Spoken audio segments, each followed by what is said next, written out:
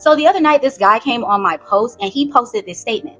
The constellation of Virgo, virgin, that's all. No real physical woman giving birth. Look up every night and see it. Well, guess what? The constellation of Virgo is actually a light projection of a woman that exists on Earth. So you look up every night and see the light projection or the simulated light of her being, which is actually the physical manifestation of that woman on Earth. So yes, I'm sorry to bust your bubble, baby, but she is a physical woman to give birth, because as within, so without, everything is connected, okay? And based on my theory, this is exactly what it is. You look up every night and you see her light simulation, and she is actually a physical woman, in case it matter, walking around with a light body inside that is the projection of the actual stars. And so are you, boo.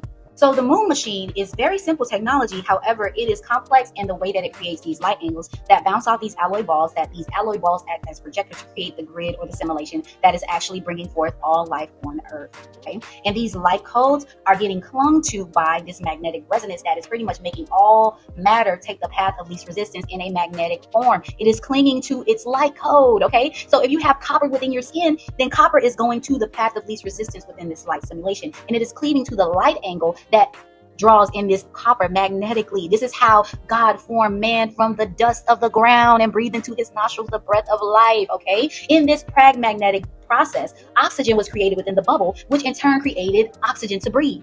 In the diagram that I was given in a dream by God of the actual moon machine and how it's shaped, as you can see, it has this sacred geometry that basically projects into these round actual gates. Okay, now let me explain a little bit on how the gates actually function. As I said, you have 12 gates of light, and within this machine is XEF2, which is actually a luminiferous element. Together they create a light or a lamp type energy. Okay, so imagine that these particular gates are comprised of different light angles. They have a cap on them, and on that cap has a 30-degree angle, which enables 30 degrees of light per gate to escape. Okay, this 30-degree angle is the tunnel that you see when you have a near-death experience. Okay, it's projecting from one of those gates of light. There are 12 gates of light. Each of those gates each project within a circle or 360-degree circle a 30-degree angle, okay? And each of those angles are projected in a circle. So you may have the top gate, which is like this, and then it keeps going like this. It keeps, turning within different 30-degree angles of light so it can create the grid or the light projection. It is also comprised of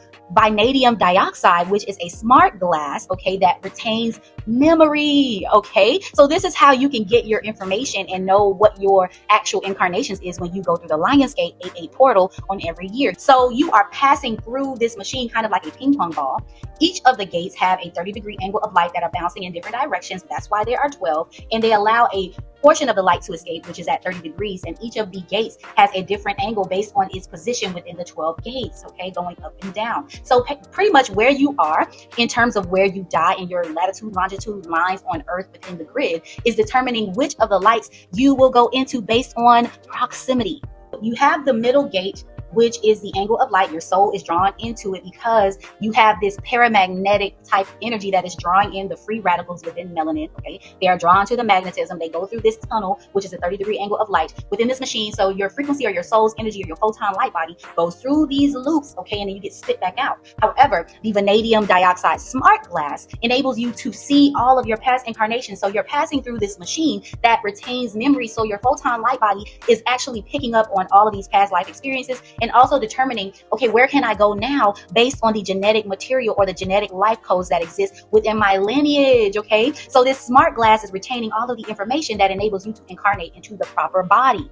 So this is where I believe they get this crystal staircase idea, which is also Jacob's ladder. Climbing Jacob's ladder means the DNA. And light bodies go through this machine all knowing, because you're talking about your higher self. VO2 causes nuclear spin because it itself is paramagnetic. So you have these chemicals that are engaging within this machine, which is XCF2, as well as the vanadium dioxide, which is creating this nuclear spin that draws our photon light bodies into this time machine, okay? And the vanadium dioxide is a memory-based glass that kind of reincarnates you, and it shows you all of the information. It has all the memory retained within the machine, and you, your photon light body, is choosing where to incarnate based on the genetic sequence information that exists within the memory of the VO2. So if you look at this chart that I created called the 7 Olympian spirits who inhabit the firmament to declare destinies and do the will of God's 196 provinces of earth, these are basically the archangels or archangels that they call them of light. And these are the light projections that create the simulation. As you can see from the top to the bottom, everything makes perfect sense. It maps out the times according to what Genesis said so that these stars form for times and seasons and years, right? And it creates this time loop or system of earth that separates the night from the day because of the magnetic pull of the moon and the alloy balls. It is now bringing the sun in tow, creating night and day, which makes Earth kind of a time machine simulation. So as you can see from the 7 Olympian spirits on this chart, everything lines up perfectly with the creation of Earth. And you can pretty much take every single part of the Genesis story with this 196 provinces and kind of map out the creation of everything on Earth and how everything was done according to my theory, okay? And it starts from the sun being created first and it goes to the moon. And this also creates, when the moon is created, it creates the birds, the fishes, the snakes, the eggs, okay? And the moon rules the provinces and it is Lord of the waters. Don't we say that the moon actually controls the waters and the tides? This makes perfect sense. Then you have Mars, Aries, and Scorpio, and then you have Mercury, Gemini, and Venus, which I believe are the 2 God energies that created this particular realm. We're talking about Mars, we're talking about Mercury, and we're talking about Gemini and Virgo.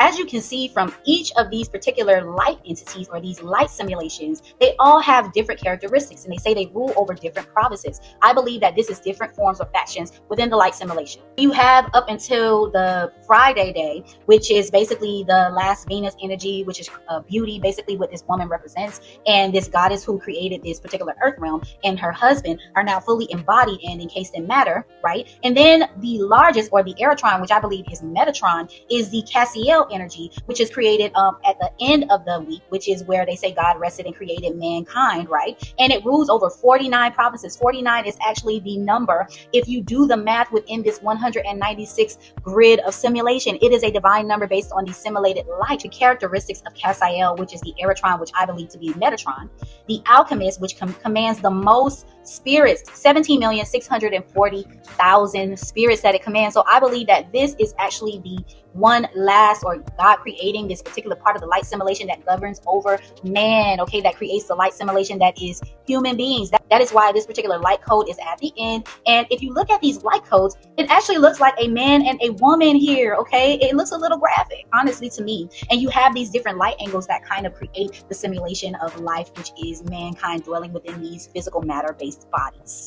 So this is the simulation, and this is the map. 196, which is a square number, is what creates the grid. This is why I say skin suits do not matter. It is the energy that is within, okay? You are a light code. You are a simulated light photon light being, okay? And you are important according to this chart, according to this system, okay? You are the one that is being simulated here, and the stars are just a reflection of you. Your energy is powerful, okay? So who's being tracked, who's being watched? Of course, the more powerful of those energies, okay, that manifested in the beginning. And you also have, encased in matter, those 2 beings that came here to create Earth, and they pretty much trapped themselves within a closed system. They are still here. Who are they? They are the 2 witnesses. Ding, ding, ding, ding, ding. The 2 most powerful beings on Earth, encased in matter, going through the moon machine, being reincarnated like everybody else, just like me and you, okay? Some of you may even be the energy of Saturn and not even know it. The same way that the waters were divided using the process of magnets with the north and the south node, and it created this system where you have a vortex with the V on the top and the V on the bottom, creates quantum superposition. There is a mathematical equation for this, and it exists on all levels. It exists within the woman's human body, and it also exists on the earth level. This is the next thing we will get into, breaking down the numerical values for this system and how it works. What is quantum superposition? How does birth actually happen? And you will find that just as God divided the waters from the waters, and you had this middle earth or process of magnetism in between, this is the symbol for division. A sun, and an earth, okay? Everything is division. Everything is division. If you enjoyed this message, please like, share, and subscribe. Okay, smash the like button. Put a comment down in the comments just to let me know what you think of this content overall, which actually helps my engagement. Okay, don't keep me to yourself. If you like the information, share it, okay, and help me grow this message. And until next time, keep shining bright. Peace, love, and light.